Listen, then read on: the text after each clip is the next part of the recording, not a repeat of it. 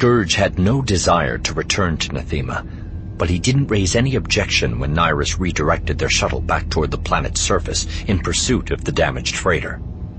They had to find out who was on that vessel, why they were here, and if they were still alive.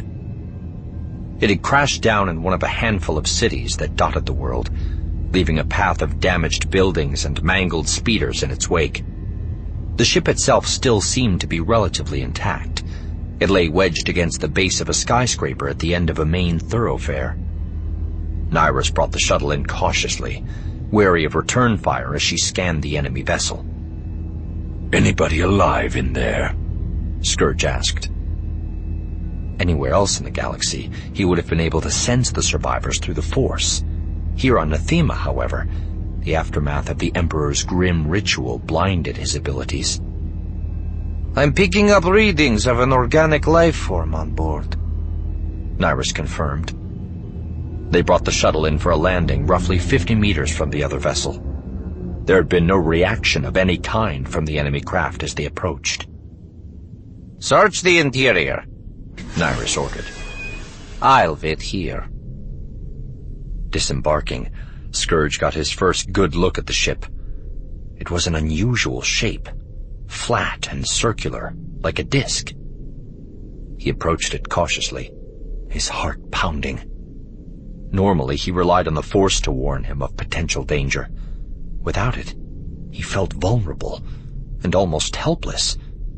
It was a feeling he most definitely did not like. He was halfway to the vessel when another thought struck him. What if Nyriss simply decided to take off in her shuttle and leave him here? The thought froze him for a moment, until he realized how ridiculous the idea was. If Nyriss had wanted to get rid of him, she could have done so a dozen different ways already. There was no reason to abandon him on Nathema, not after risking her own life to bring him here in the first place. Scourge steeled himself and continued his advance until he reached the strange ship's underbelly. He pushed the access panel on the hull, and the boarding ramp slowly descended. He wasn't surprised to find it unlocked. Most ships had emergency overrides on their security systems in case of a crash, in order to allow rescue workers to get inside and help the injured. Scourge activated his lightsaber.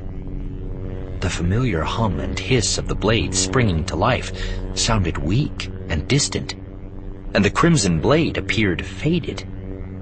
Even his weapon was not immune to the effects of the dead planet, but he suspected it would still get the job done if he encountered any resistance.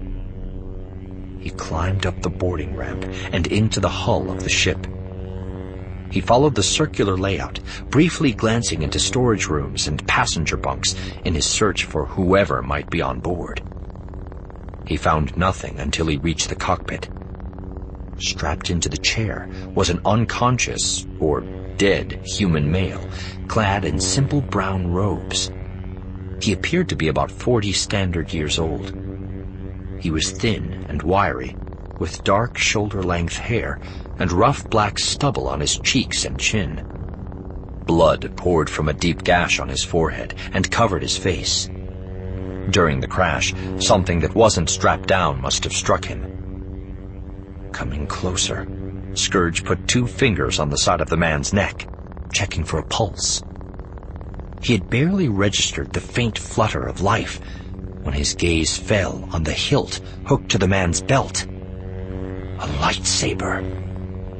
Instinctively, he tried to reach out with the Force to get some sense of the man's power, but he felt only the emptiness of Nathema.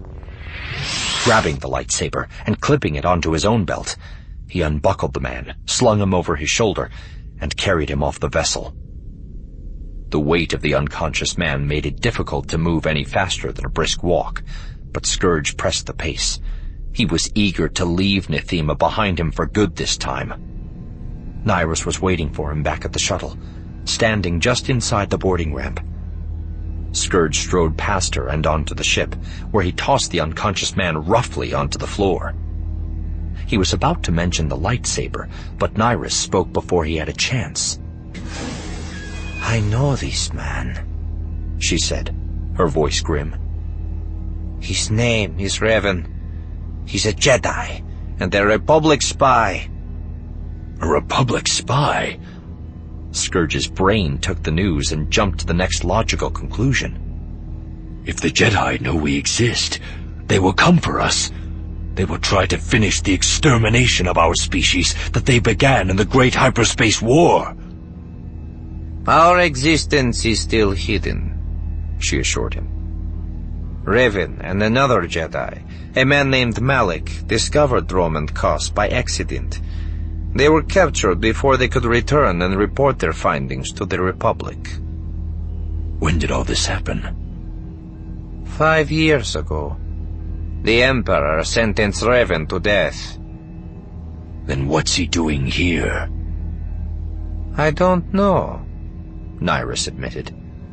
But he couldn't have escaped the Citadel's dungeons unless the Emperor allowed it. It stands to reason that he wouldn't still be alive unless he was working for the Emperor. How is that possible? Scourge countered. The Jedi are our sworn enemies. Nyriss didn't answer. Watch him closely, she said, returning to the pilot's seat. He is powerful and extremely dangerous. Why don't we just kill him? Not yet. Not until we know why he is here. We'll take him back to my stronghold for questioning. I've never interrogated a Jedi, Scourge said after a moment. He smiled. I'm looking forward to it.